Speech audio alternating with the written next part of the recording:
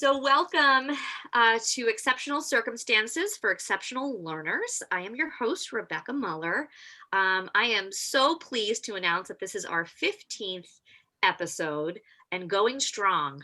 We are really starting to build the community that I envisioned at the onset of this. So I encourage you to reach out to each other as we continue to navigate, accommodate, and advocate for all of those with special needs. I'm very excited about tonight too, because we are with Jethro Jones. I encountered Jethro Jones through his podcast, Transformative Principle. And the question that we're going to be answering today, or exploring, because there are never quite just one, there's never one answer, right? But how to design a school for the people in front of us. This is specifically a trying time because some of our students are not in front of us. They are at home on their computers. So it's a much different environment than we are used to. So I'm excited to explore that. I see that we have people from all over, which is super exciting. So a little bit about Jethro, his website. One of the things that I really connect with is that we have to stop putting out the fires and start leading. One of the biggest things right now is that I feel like the leadership has just not been there because nobody knows what to do. And so by not knowing what to do, we wait to see what the next person is going to do before we attempt something because we're so afraid of making mistakes. And Jethro, if you want to introduce a little bit more about yourself, and then I'll take the slides down so we can get right into the discussion. Yeah, sure. Well, thank you again for having me on. This is exciting. I love talking about this stuff. I'm such a nerd about it that I have a podcast where I talk to people. I've got over 350 episodes on that podcast, Transformative Principle. And I feel like I've gotten my doctorate in education by interviewing people who could help me right when I needed it, which I just think is so amazing about the world that we live in now, that can happen. And I love it. So I'm a big super nerd, love talking about education, about how kids learn. For the purposes of this, my oldest daughter has Down syndrome. And so I've seen a lot of different ways that she has had good experiences in school and had bad experiences in school. And so this is a great opportunity to talk about how we can help make things work for those people that are coming to our schools and participating in the things that we're doing. Absolutely. So not only do you have the podcast, though, you have a blog, you have started mastermind classes, you Yeah. have a book, which I have been enjoying. And some of the work that I am super excited about, and I hope we get to talk a little bit about today, is the trauma informed. Right now, that's kind of a buzzword. But I think some of the resources that you do have on your website, I know that I've shared them with my counseling department because I was like, these are amazing. You have to look at this. It makes sense because so many of those buzzwords, we hear them and then we don't know how to put them into practice. So I feel like your experiences have really guided you to the things that we all need. So there's a lot to kind of talk about here, but I guess I would like to start with your process as to how you created your first book, which is School X. Yeah. So I want to talk about that in just a second, but I do want to address that issue about trauma because whether or not we get into that, one thing that I want everybody to know is that I'm not a counselor or a social worker or anything like that. And I think that actually gives me an advantage in talking about trauma because I'm not stuck in the way to do it right and all the things you need to say and all that kind of stuff. I'm all about the practical solutions, the practical way that educators can make a difference in their kids' lives. And the reason why I want to start talking about that is because I don't think that teachers and principals should try to be counselors. That's not what we came into education to do, and that's not what we should strive to do. So we should really focus on being a teacher and a principal, and as we do that, that's how we help kids through that trauma. Not by saying everything perfectly every time, but just caring about them, which is what we as educators do best. And a lot of times that's what they need. I was talking to someone uh, just yesterday, and they were talking about people who end up becoming addicted to drugs and alcohol and things like that. And they said that the opposite of addiction is connection, and that's something that we really need to start thinking about. That when people are struggling with things, whether it is trauma or not feeling connected at school or anything like that, connection is really a solution to many of the problems that we face. So I put this link in the chat here to jethrojones.com/trauma, and there's a thing on there that says get started by downloading the Know Your Role sheet here. And really what that does is that just talks about knowing the role that you have in trauma in your school, and it helps define what everybody's role is. And that's a good place to start when you're thinking about trauma and understanding what everybody's job is. Yeah, for So, sure. uh, so with that being said, going back to how the book came about, what I noticed in my many years as a school principal was that there are different ways to accomplish the things that we're trying to accomplish. And too often we think about it as big initiatives that we need to do. And what I learned is that when you have a clear vision and you empower people to make their own choices about what they should be doing, you don't really need many initiatives. You just need people to jump on board with your vision and focus on that.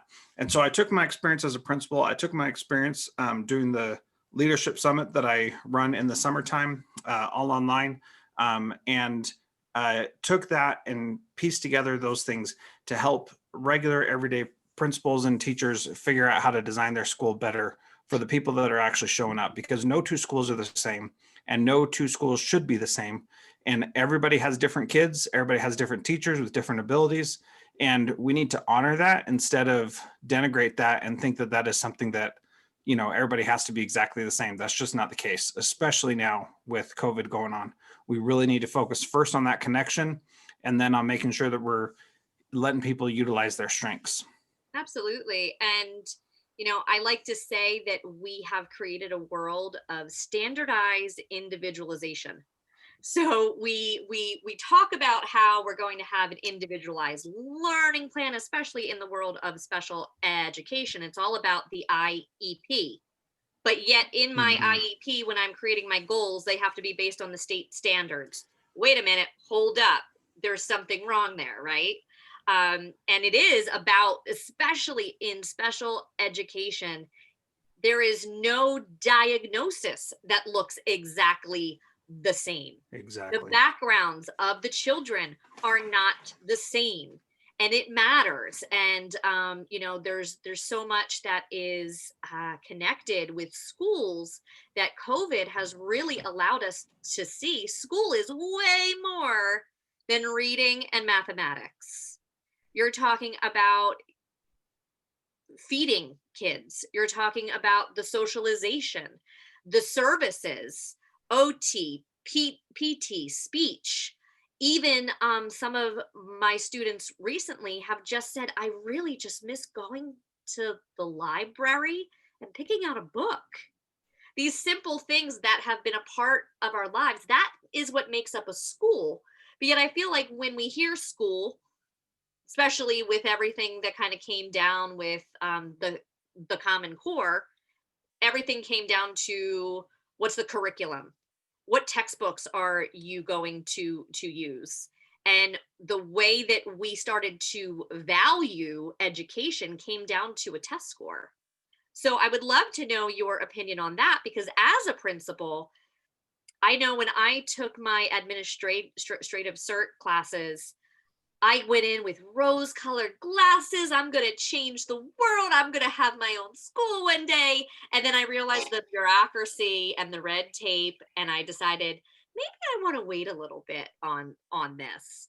So, how do you manage all that as a leader? How do you get that standardization in when you know the right thing to do is to be individualized for your school community and kids? Yeah, so you're getting me fired up already. So I've been in several IEP meetings as the school principal, right? And so my role is to be there and make sure that we can actually fulfill what's going to be happening in those meetings, and that the goals can be attained and all that kind of stuff. And I tell you, something that just drives me crazy is when a special ed teacher would say, okay, your child has a reading deficit, so this is how we help kids who have reading deficits. And we go into this specific program, and I won't name names here, but this specific program, and they do this computer part 3 days a week, and these lessons that are guided with the teacher 2 days a week. And everybody gets the same thing. And it's like, well, how is that an individualized education program? It's not, because all you're doing is standardizing the individualization, and it completely defeats the purpose. And so where it was possible, because in some places you had to choose the goal from a list that was provided by the district, and if it wasn't on there, you could not make it a goal for that particular student. And so at every opportunity, I fought back against that and made it as much as I could about that individual student. And really, that's what you have to do. So the standardization is that we have a meeting and we set goals for the student. But that's the extent of what the standardization should be for, I believe, for every kid. That we should make goals for every single kid based on what they need, their strengths, their weaknesses, and help them become the best version of themselves that they can. And for every kid, that's going to be different. And that takes more work, more attention, more differentiation, but it is absolutely worth it, because those kids' lives matter enough for us to do that for them. So, what do you think gets in the way? Honestly, I think that it's a lack of courage on the part of the teachers, the parents, the principal, and everybody in the system. Most educators are rule followers, and we want to follow the rules and do what's right. And the difference is that the rules are established for the benefit of the adults, to make the adults' lives easier. The rules are not there to make it ensure that we give kids what they need when they need it. And so if the rules were different and the rules were designed to support kids, then that would be a different way to approach it. And I'm not mad at anybody for following the rules, or not mad at people for making rules that help adults, but we have to acknowledge that that's the case. And then when we see that, then we can go do something different and make a better opportunity for our kids. Yeah, I think too, something that we spoke about is we've been doing education the same way since the 70s. Right. We're very much in the 21st century. We've been catapulted into the world of technology, and yet we're really struggling because I think we're trying to fit what we're used to into this new world. And really, by 2020, we should be a little bit farther along in the tech realm than we are. Um, so I guess my question would be, if you had a blank slate, right, and you could redesign what a school looks like, what do you do first? I think the first thing you do is you focus on the students that are going to be at your school, and you make a plan for those students. And so what you need to do is figure out what their passions are, what their interests are, and find ways to support them in those things. So I'm actually doing this with my own kids and anybody else who wants to join us, through a micro school that I've created this year. And I'm not advertising it a ton because I want to like make sure that it's working, And so my kids are in it. We've hired a learning consultant to help them. And that learning consultant's role is not the role of a teacher. In fact, I specifically said I don't want someone who is certified as a teacher, because I don't want them to think that their role is to teach my kids. I want them to think that their role is to help my kids learn. And those are two different things, because when you're teaching, then you have a different approach and you think, I have information, I need to get it into your mind. And the way that I think we should be focusing is kids have an innate curiosity and a desire to learn more about what they're doing and what they can become and what they can learn about. That desire is innate and it's built into every single one of us. So instead of us trying to force specific things into their mind at certain times, we should instead be facilitating them figuring those things out. And instead of the teacher saying, here's the standard and this is what we're going to do, we have the kids do their thing and the teacher follows behind, or the learning consultant follows behind and says, here are the things that your kid showed they know how to do through this process. So quick story to illustrate this. My daughter said, Dad, I want to learn how to do multiplication. She was 8 at the time. And so I said, okay, multiplication, that's great. So what is multiplication? She said, I don't really know. And I said, okay, well, do you know what 2 times 2 is? And she said, yeah, I know that's 4. And I said, do you know what 2 plus 2 is? She said, yeah, that's 4. They're the same thing. And I said, is that the same for everything? And she said, I don't think so. And I said, okay, so what's 2 times 3? And she said, I think maybe that's 6. And I said, yeah, it's just repeated addition. So 2 plus 2 plus 2. How many 2s are there? Well, there's 3. Sorry, apparently I'm getting emotional. I'm not really, I just have something in my throat. But so I said, it's just repeated addition. And she said, okay, thanks, Dad. And then she said, well, how do I know about this? And I said, well, I can print you out like a 12 by 12 multiplication sheet. And she said, okay. So she did that and she looked at it and then just like tossed it on the table. She went over to her notebook and she started writing down 13 times 15. And I just looked over her shoulder and saw what she was doing. I was like, this is going to be interesting. And then she added 13, 15 times on her own. Now, if she was in school, she would have never gotten to that point, because the way we teach is memorize this multiplication table. That's even what I did as her dad, who's a principal who thinks differently about these things. But I wanted to give her a place to start out. So she looked back at the paper, saw that 13 and 15 weren't on there, and then went back and figured it out herself. So she did from 11 to 18 times 15. Why did she choose those numbers? I have no idea, but she figured it out and figured out that it was a process and was able to do that on her own. So instead of me saying, here's how you do multiplication, you start with this and then you add this and this, she instead was able to figure that out on her own and learn something herself, which was above and beyond what she would have learned in school. Now, here's the best part. Fast forward 3 months later, and we were dealing out cards to play a game today, and we had 2 decks mixed together. So we had to separate them and then, identify which deck was which. And she was coloring the back of the card. And I said, how many cards have you done so far? She said, I've done 4. And I said, well, how many do you have left? And she said, I don't know. And I said, well, how many cards are in a deck? And she said, I don't know. And I said, well, think about it. And she said, okay, well, there's 4 suits and there's 13 in each one and 2 jokers. So then she added all that up and she said, what is 4 times 13? Because there's 4 suits. And I said, that's a great question. How would you figure that out?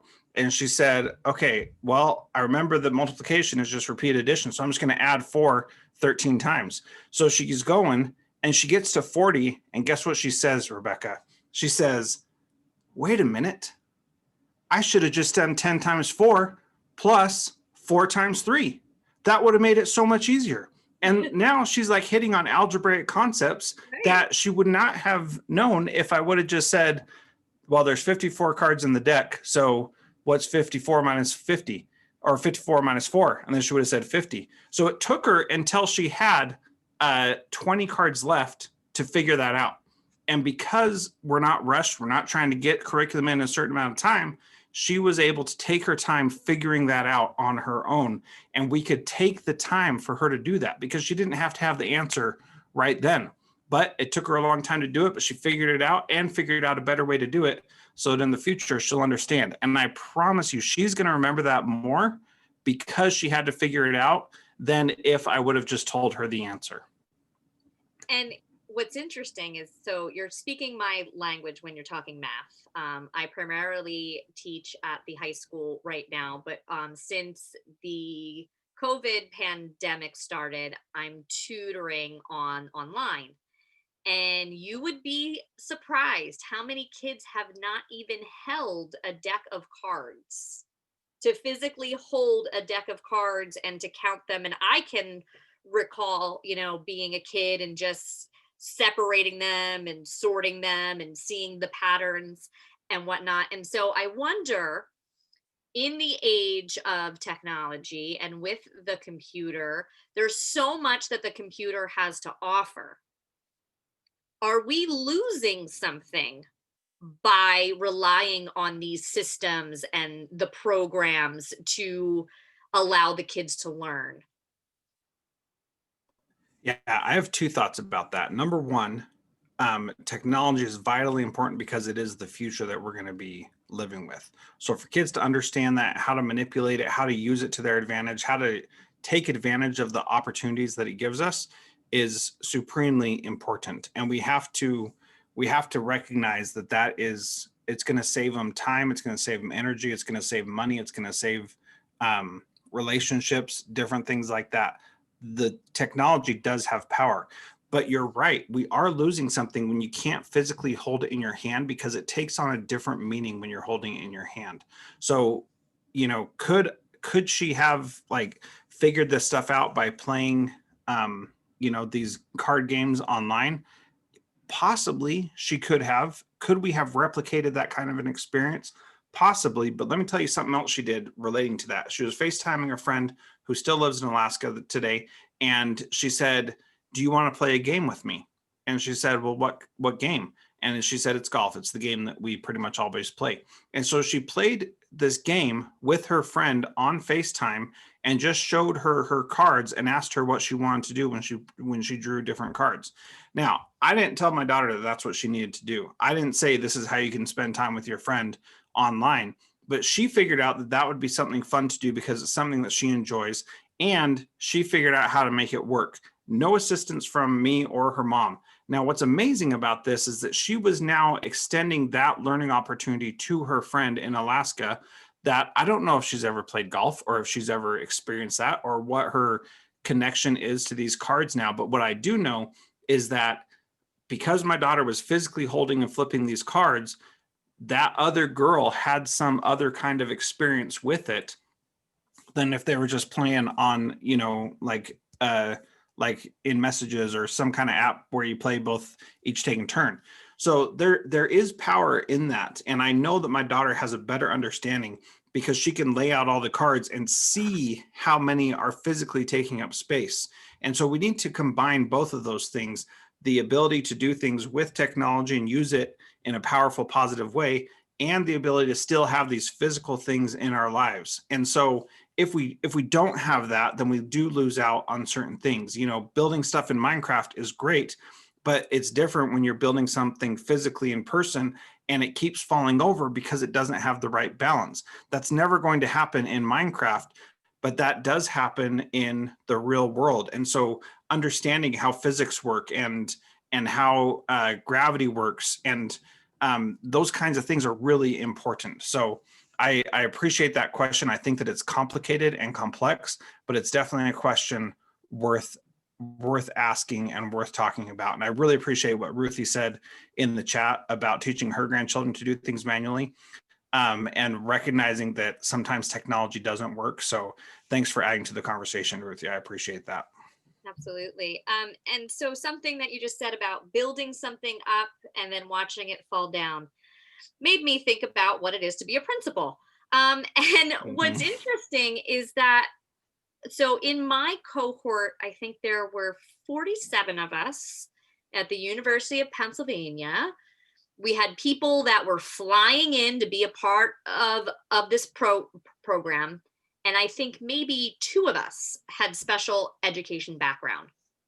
Mhm. And anytime that we brought something up with a lens of special education, it was like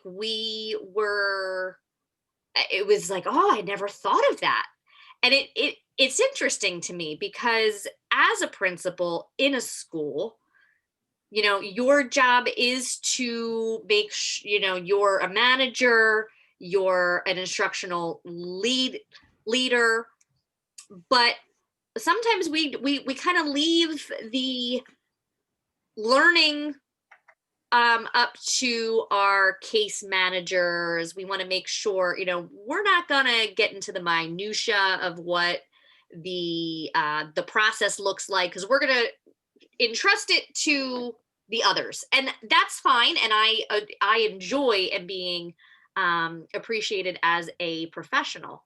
But do you think there needs to be more, I guess, training or more, as being a principal, w- like, where did you learn the most about special education, I guess, is what I want to ask. Like, how did you learn that that was what you needed to focus on, and that it wasn't just about a program, but it was the individual? Like, it seems like through your book you talk a lot about like anecdotal experiences, and I know that you really, you live what you preach when it comes to connection.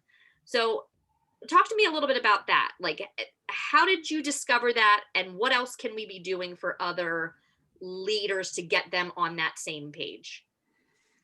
Yeah, so let's break this down a little bit because that's a pretty heavy question. So I'm going to start by saying no, we do not need more training. Absolutely not. That is the wrong way to go. And then let me tell you how I learned about focusing on the individual. When I was a kid, I went to 5 elementary schools and 3 different high schools, 1 year of junior high because I skipped 7th grade. Now, I'm not really a genius. I think I'm a decently smart dude, but I'm not like a brainiac. All right. But I was older than everybody else in my class. And, I wasn't relating well to the kids who were younger than me. And so my mom said, let's try skipping 7th grade. Ironically, I then became a 7th grade English teacher and was in middle schools my whole life. So I just think that part's funny. So after going to all these different schools, I never felt like my teachers really cared about me, with a few exceptions, because I was just the kid who moves a lot. And so I wasn't going to be there in a few months because I wasn't there a few months ago. And so it was easy to write me off and not pay attention to what my needs were. So I had a lot of experiences with different systems that taught me that the school wasn't designed for me. The school was designed to make it easy on the adults. And I had to come in and learn a whole new system everywhere that I went, and nobody was tailoring anything to me. So that's when I first started to understand something's not right here. And then as I became a teacher and my daughter was born, and I started to experience what life was like as a parent of a child with Down syndrome, I recognized that even more things are not designed for kids who are not, your typical kid, of which there isn't even one. So how do we even get away with saying a typical kid, right? So every kid is unique. And what I learned as a teacher was I need to meet my kids where they're at and help them with what they're doing, rather than try to get them to buy into what I'm doing. So I taught first in inner city school, and we were supposed to read this, anthology written by a bunch of dead white guys. And let me tell you, my kids weren't interested. And so instead of that, they would be listening to music, and I'd say, what are you listening to? Let's share it with the class. And they're like, oh, I don't think it's appropriate because there's a lot of swear words. And I said, okay, well, choose a song that doesn't have a lot of swear words and don't listen to that music. And so they would share their songs, and we would look at the lyrics, we would see the lyrics, and then we would talk about poetry. And we would say songs are basically poetry. And so if you take that approach, then it's a lot easier to teach poetry, because every kid wants to write lyrics for songs because they love music. And so it's an easy in to start having those kind of conversations. Plus, you can bring in all kinds of different people. We talked about who songwriters were compared to people who were performers, and how the people who perform don't always write their own songs, and there's some difference there. And so you got to meet kids where they're at and give them what they need when they need it. And so being able to do that makes you a much more powerful teacher.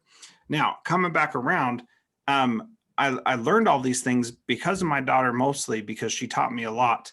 And she also taught me to lower my expectations for kids, not in a kids can't learn, but kids are going to learn no matter what in the way that they are ready. So another little pet peeve of mine right now, as we're talking about COVID, is assuming that kids have learning gaps. And no kid ever has a learning gap, period, end of story. It does not exist. That only exists when you compare them to someone else. And that is unfair to do to both of those children, because every single student learns the very next thing that they are ready to learn. And that is fine. So it may take my daughter, who's a freshman in high school now, who still doesn't understand money and still doesn't understand addition. But you know what? She learned how to tell the time on a clock, and that was huge. So we celebrated that, even though it took her so long to do it. And all my other kids who were younger than her could already do it. But there's no such thing as a learning gap. That's something that we as the adults made up to make it easier for us to diagnose and treat kids differently. And we don't need to do that. So coming back to how do we help principals do this? We don't need to give them more training. What we need to ask them is, where are your kids struggling and how can you help?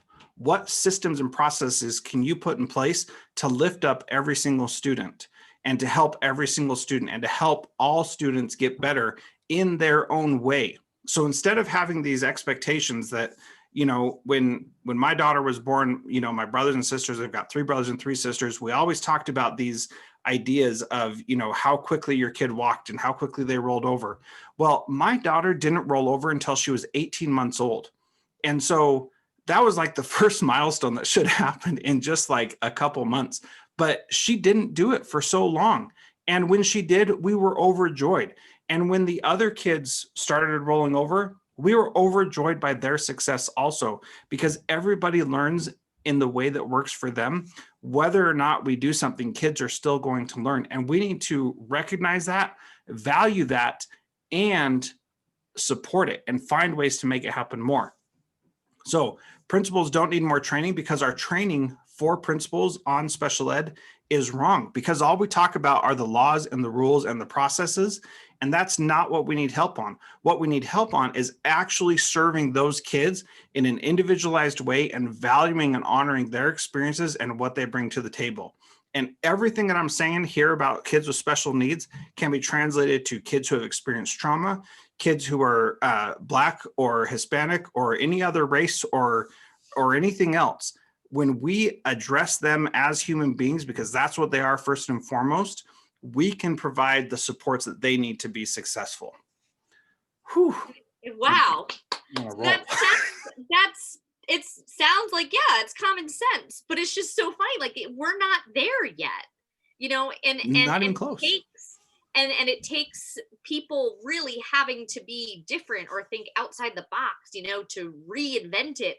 And so I'm so curious to know what is going to happen post pandemic year/years, depending on how long this goes. um I did want to bring up your kind of design thinking process. Like this was Mhm. very much what you talk about in School X. And your And graphic is way better than mine. So good job. feel free to sh- and we'll share, right? We're all about community and sharing.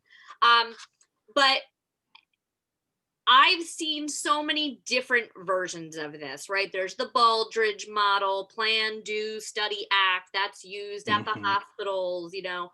But the thing in this that really struck me was the first thing you do is you have to have empathy.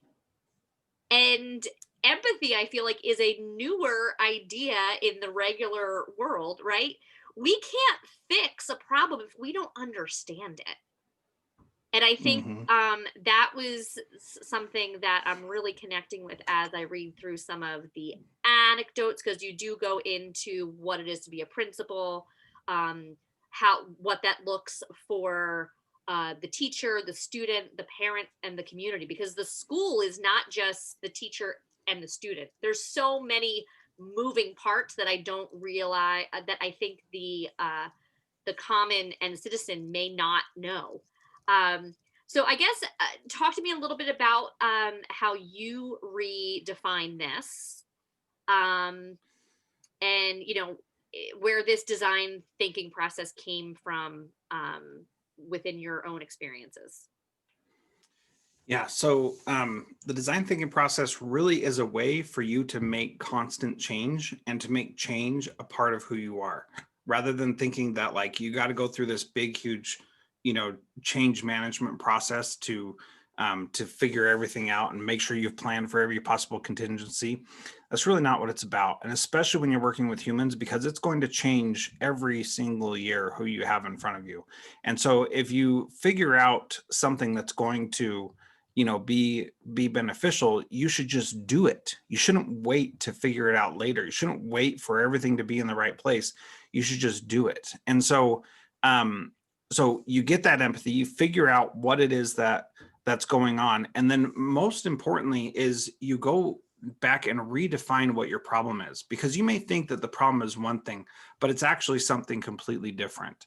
And so one of the examples that I use in School X is this idea of us in the lunchroom. Things weren't working out so well and kids were missing their lunch because they were sitting down. And there's a whole story that's in the first chapter. You can download that for free at schoolx.me, and you can read that whole story. But I just want to touch on one piece. We thought kids weren't getting their lunch because they weren't standing in line, and the actual problem was that kids weren't getting their lunch because it took so long to check out at the computer that they didn't want to waste their lunchtime, which was short and one of the only free times during their day, standing in line. And so they just went and sat down, wait for the line to get short. We didn't understand that because we were just going into adult problem solving mode and just saying, okay, this is what we need to do. This is what the problem is. Let's go fix it. And instead, when we actually Yes, took the I time do. to Yes, but it's quite tattered. I when have we actually took the two time to important think about letters. them and what they were experiencing and what their actual problem was, then we found that their perception of the problem was completely different than what we thought it was. So we solved their problem first by trying something that didn't work, by forcing them all to be in line, and that just made everybody mad.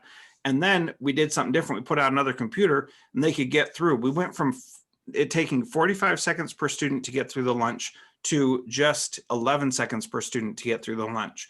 And like that's using data in a good way to help you make the right decision because you know that you've done something better. When we figured that out, we saw that the kids weren't doing the negative behavior anymore. They were doing something that we wanted them to do that was actually helpful, getting their food, respecting the lunch ladies, and getting back to spend as much time as possible with their friends. So what used to take, 20 minutes in a 30-minute lunch period, we got every single student through the line in 10 minutes or less. And it was just amazing when we actually took the time to really think about what the problem was and understand why kids were upset. We found a solution that was really good. Yeah, and at first, right, the first thought is, well, we just need to add more lunchtime, right? Right. Everybody goes to time, and sometimes just actually sitting there with the kids, like it makes sense. You need to see what they experience and what it's all about. So I would love, we have a really engaged audience today. Ruthie was like Mhm. here and ready to go, Woo, right? woo. And That, Ruthie's awesome. minute, yeah, and I just love the feedback. So while we have Jethro here, it's just so nice to have this live discussion. His podcast is awesome.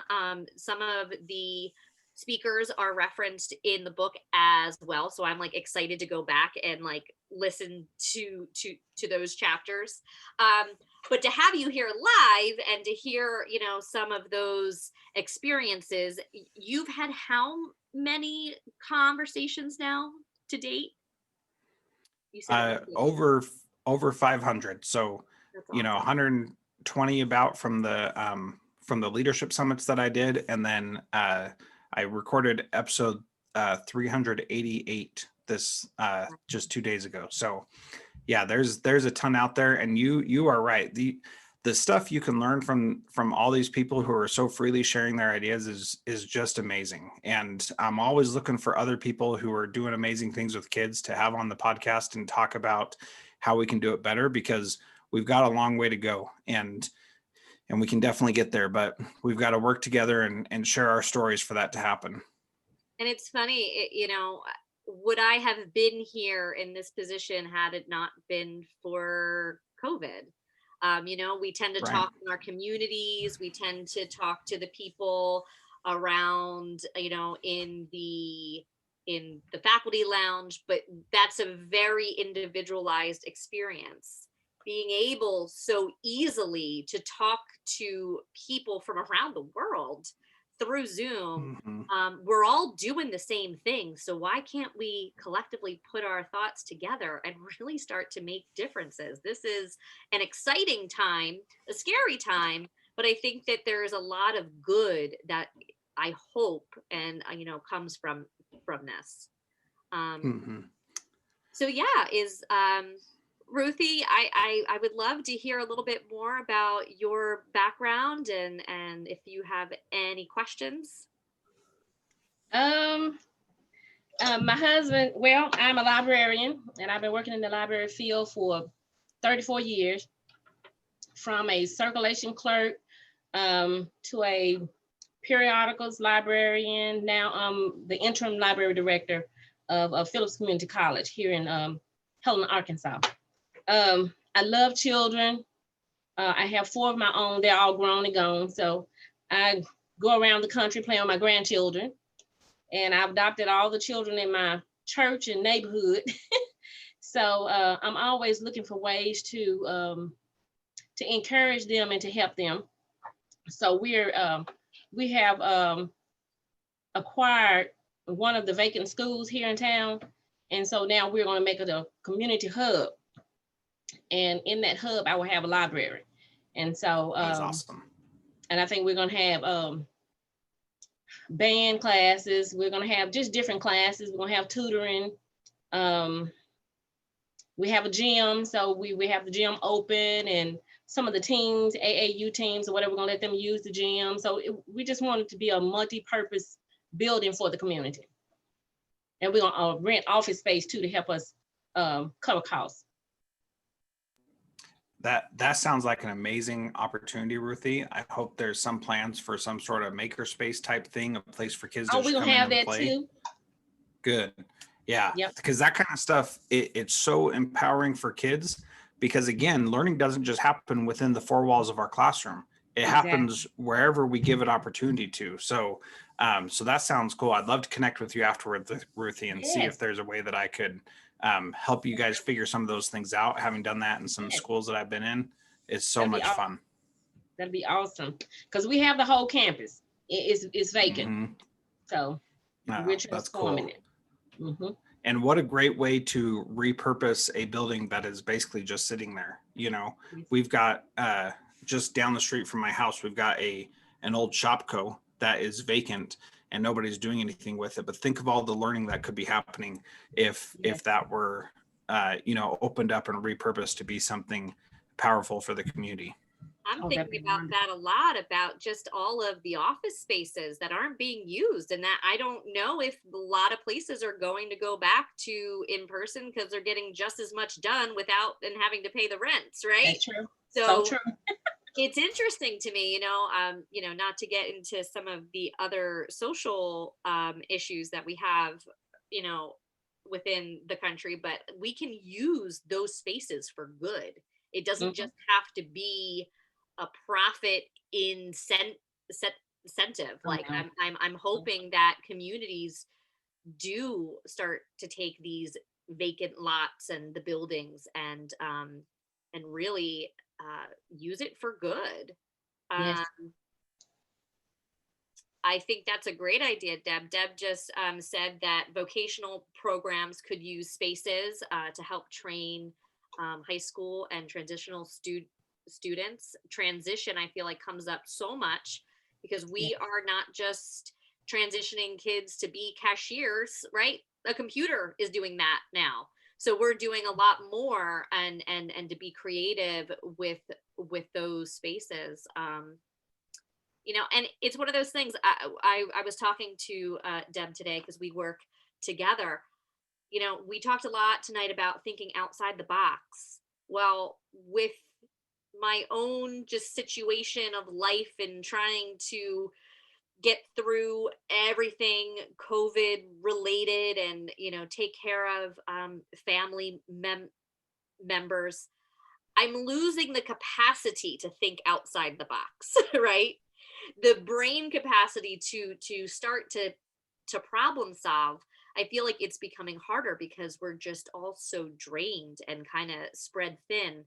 Um, Well, and another thing, that's yeah, I'm sorry to interrupt. That's no, another thing where if you're using something like the design thinking process, you don't have to change everything. You can focus on one little tiny discrete thing and not make it be about changing everything. It can just be, okay, how can I make lunch go better for my family who is at home during coronavirus? Because what happens is the dishes end up in the sink or on the counter and everybody's frustrated, and then everybody's gone off and doing something else. So even something simple like that, how can we make that process go better, is a worthwhile use of your time to think about what needs to happen. How do we need to set things up? How do we need to establish processes so that people feel like they are able to do the thing that needs to be done, which is not just leave your dirty dishes on the counter. yeah, and you know, it's a very left brain thinking, right? It's very procedural. It's a process. We're going to stop. We're going to think.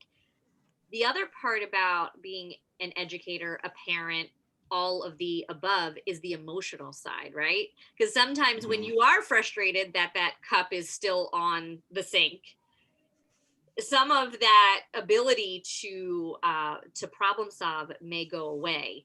I know right now we have the impending, well, we've done good so far with the hybrid. However, our COVID rates are going up. So be ready to get back to your homes on a dime. It could happen overnight. So, with all this, you have such great ideas. I could listen to you share stories all day long. How do you keep morale up as a principal, as a leader, as a teacher to your students, as a parent to your children? How do you take this moment and allow us to continue to gain the empathy and to not fall into the pit of just the weight of all of this? Yeah. So to me, there's two answers to that.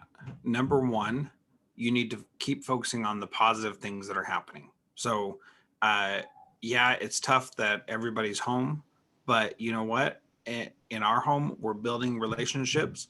Sometimes they're getting worse, sometimes they're getting better, but we're deepening our relationships with our families if we're all forced to be home. Now, that may be difficult, especially if there's challenges in there, but like domestic abuse or alcoholism or drug abuse or things like that, those are definitely hindrances, and there may not be anything positive there, but there you can find the positive in anything if you look for it. So one, always look for the positive. And it's easy to complain, but it's also easy to identify things that you're grateful for. So positivity and gratitude are one piece. The second piece, you keep morale up for everybody by, again, focusing on the individual. When you focus on individual people and you're not focusing on, all the possible problems, or you're not thinking about, the whole entire school, but you're thinking about who is that kid that I can connect with, that I can do something meaningful for them? Who's that teacher that I can call and just tell them that I appreciate them and I'm grateful for everything they're doing? Who's that principal that I can call and say, thank you for being a good leader?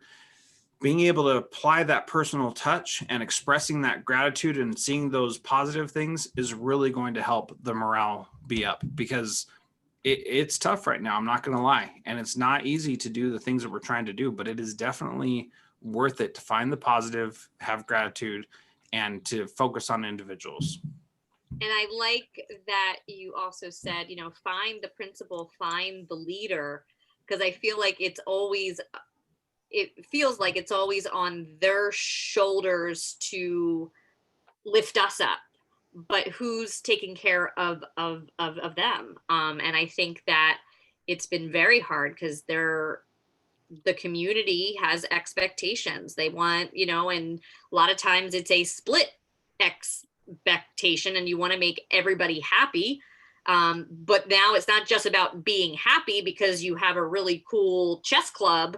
Now it's literally about safety. And it's interesting because I guess, will this change how we do schools, or are we going to, the minute we have the green light, just go right back to what is comfortable and normal because it's what we know? Will we push through? Is there going to be leadership at state levels, federal and levels, or is it truly just about communities? Any thoughts on that? Yeah, well, I think we need to take what Joe Biden's slogan is, and many other people around the world, their slogan, which is build back better. We can't just go back to the way things were. We've got to come back better than we were before. And if we're just going to go right back to what we were 2 weeks before COVID hit, then, we're missing out on a great opportunity, or as Nancy Conrad calls it, an opportunity, an obstacle that you can see as an opportunity or as an obstacle, an opportunity to do something better for our students, do something better for our families, and really serve them in a way that really allows them to live to their full potential and achieve what they really want to achieve. So we've got to change it. And every one of us, I'm looking at all you who are here right now, you've got to be the one doing it in your school, because you can't rely on anybody else. You've got to be leading the charge, whatever position you're in. Give your ideas, give your input, and push to make things better, because it's worth the effort to do that. So now, are you going to trademark opportunity? Because I think you should. Yeah, I think Nancy has to trademark that because she came up with this. So, Oh no. I know it's good. I liked it. So I try to use it whenever I can. It's great. Who's Nancy? Nancy Conrad. She's the founder of the Conrad Challenge, which is a global competition to help kids solve real world problems and improve lives and gain entrepreneurship skills, everything like that. I mean, it's so cool. I love that program. It's awesome. Okay. Cool. Conrad Challenge. That's another good resource for you if you want to help kids, have something that's personalized for them. That's really neat. Yeah, I've heard a lot about micro schools. Actually, one of our revolutionaries, Mara, she has been doing a lot with micro schools. Can you talk a little bit more about what that is? Is it just a tiny school? I know it's not, but explain a little bit about what that is.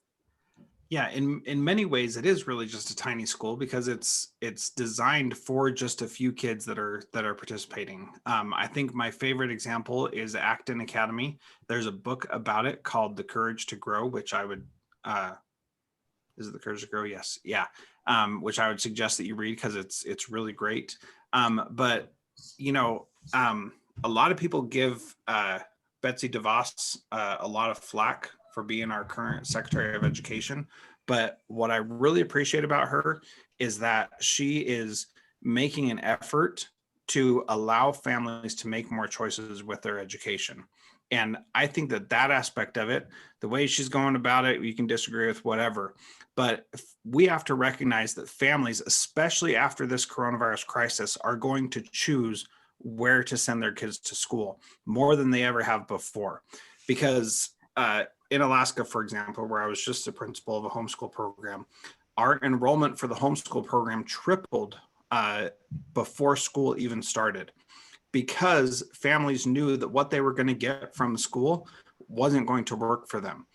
Districts in Alaska are seeing enrollment decreases of up to 14% is the highest number that I've seen published. And so families have choices, and they always have, but not everybody believed that they were capable of making that choice to send their kids someplace else. But that is definitely going to happen more and more after the coronavirus, because people are going to say, I'd love my kid to go back to school, but I've actually realized that school, our neighborhood school, is not They didn't serve us well when we were at home. And there are plenty of other options that families can send their kids to. And if we as public educators are ignoring that, then that's to our detriment, because those kids are just going to go. Every school should have a plan to keep every kid in their boundaries attending their school in whatever format that looks like, so that they continue to have support. Because even when people can start going back to school, some people are still going to choose to stay home, and some people are going to choose to leave that school entirely. And what that results in is a loss of revenue, so that you have to cut teachers and don't have the ability to continue providing the same level of service that you have. So we have to be on the offensive with that. And if I were a superintendent right now, I would be talking to everybody in the school district boundaries and finding something that I could create for them to stay in our boundaries, so that we could continue to have funding. Because otherwise you're going to be looking at huge drastic cuts that nobody's going to be prepared for. And maybe the federal government will step in, maybe they won't. I'm sure they're going to do their best, but there's going to be some major issues coming down the pike in the next year. Well, that's like I heard today on the radio that there's close to 1 million educator layoffs to date. A lot of those happened back in June in anticipation. Last week's episode was about the paraprofessionals and how they are and being used or not used. So there's definitely a ripple effect there. I worry about the inequities that may cause for socioeconomics, as well as in the special ed community, because by going to a public school, you do have access to the OT, the PT, the speech, and so that's something that we're really going to have to look at. Does it become something where public school is the only place that unless you have a severe disability that you can go to? Because disability is a very large um uh you know a category. So it just I just if we're not talking about special education in that mix as well, that is something that I'm fearful of. It's one of the reasons why I was like, why aren't we talking about this? It's May and nobody is talking about the return to school plan. This is scary. And it has brought me to this community of the learning revolution. But I think that's what we need. We need a revolution. We need something different. We need people to really start to speak up, to say what they need and what they want. And if the leadership is not giving platforms, they're going to find their Facebook groups. They're going to find another place to get their thoughts out there. So I think you really bring up a great point. Well, and here's the thing. Even if a student is enrolled in a private school or homeschooled, the school district still has to provide those services for those students with disabilities. So you're not only going to get the revenue from that kid coming to your school, but you're going to have to provide additional services, and they're going to choose to send their kid someplace else. So that's why sorry, my kids are running upstairs. That's why we really have to focus and start making those changes right now. We've got to start making those plans. Otherwise, we're going to miss out on many opportunities, and we're still going to be stuck footing the bill.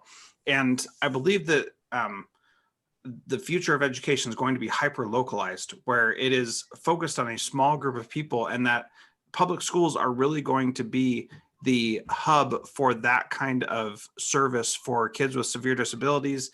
And sports will still happen there, but people are going to get their education from other places. And I think that the coronavirus has just accelerated that. It's a really interesting point. I hope that we can touch base again in a few months, a few years to see how this all panned out. We are going to wrap up for today. First of all, thank you so much for sharing so many of your personal stories, for sharing the resources, for sharing the other connections, for making sure that everybody felt heard in this space. It's very clear that you've been doing this for a lot longer than I have, and I have learned a lot from you, just listening to you speak and how you connect. So I really appreciate that. I wanted to just put a little plug in for next week. Next week, we are not meeting on Wednesday. We will be meeting on Friday. I'm very excited about this organization called United We Own. They are based out of Fort Washington in New York. And we will be talking about trauma-informed agreements in the classroom.